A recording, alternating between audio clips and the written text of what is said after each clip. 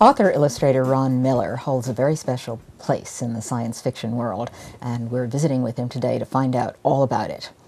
Ron, thank you for having us come and invade your space. Oh, you're quite welcome. And give me and all the world lots of information about what you are doing, because you are, I almost don't even know where to begin, because your contributions to the world of science and science fiction certainly is memorable. Let me ask you first of all about your interest in science fiction. Was that something that you always had? Oh, I've been keen on science fiction probably before I could even read. I mean, I remember running home from school so I could watch, you know, the original Superman series and Space Patrol and Captain Video. And I think that the first real books I remember reading were science fiction books. But I've always been interested in science, too. I guess they kind of dovetail together. So my interest in science goes back as far as I can remember as well.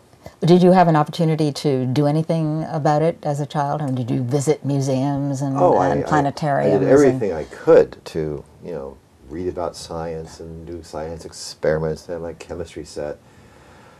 I probably would like to have been a scientist, except that I have absolutely no ability in math whatsoever.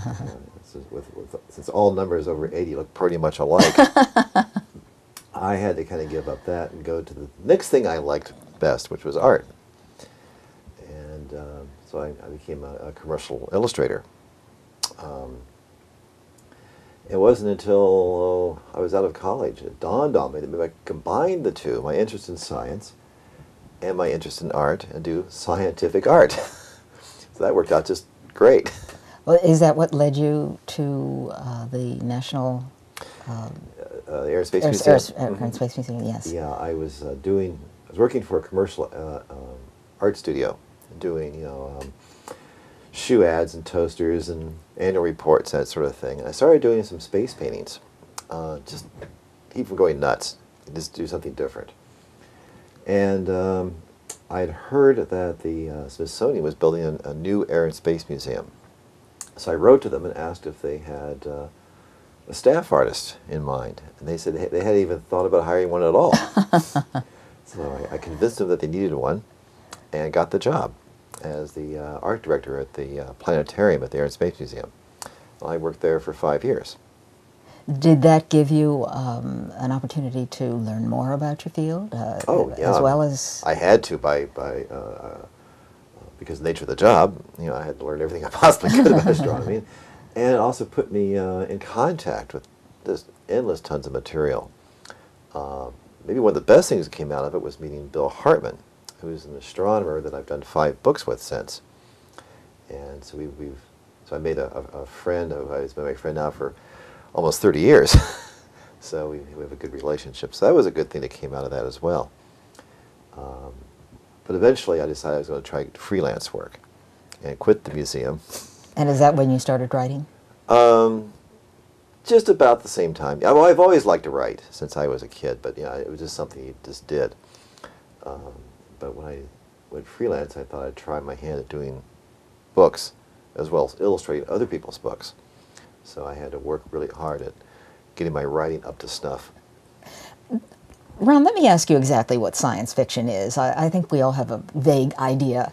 Well, no, a very specific idea. I mean, we see science fiction films, we see science fiction books. Well, you recognize it when you see it, magazines. but you can't define it. Exactly. I wrote a history of science fiction for kids. And the first thing off the bat was a definition of science fiction. And the problem is there really isn't one. I think the best definition is one a science fiction writer came up with a few decades ago, saying that science fiction is that thing I'm pointing at when I say that's science fiction. Everyone has their own definition, and none of them really overlap each other one by very much. Well, how far back does it go in time? Is it a contemporary? No. Depending on how you define it, of course, it can go back, to 200 BC, when Lucian of Samosata wrote a story about a trip to the moon. But there wasn't much science in it, so.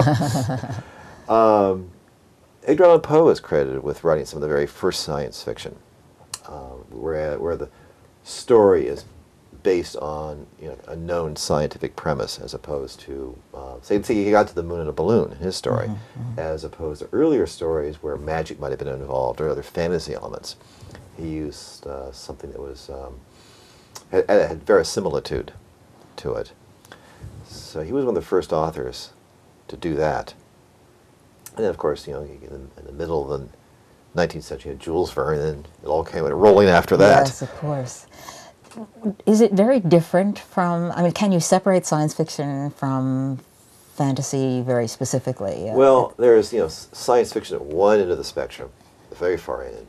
It's hard science fiction. And hard science fiction means science fiction like Robert Heinlein or Arthur C. Clarke, which has a real strong science core to it. At the far end of the spectrum is outright fantasy, where everything operates on magic, or fantasy elements like Lord of the Rings. But there's a big gray area. There's even an area called science fantasy, which is really where Star Wars falls in, where they use the trappings of science and the words and the language, but everything really is operating by magic, in a sense. Or there's might be magic elements added, where like in Star Wars again, the Force, and being able all the things they could do with that are really fantasy elements.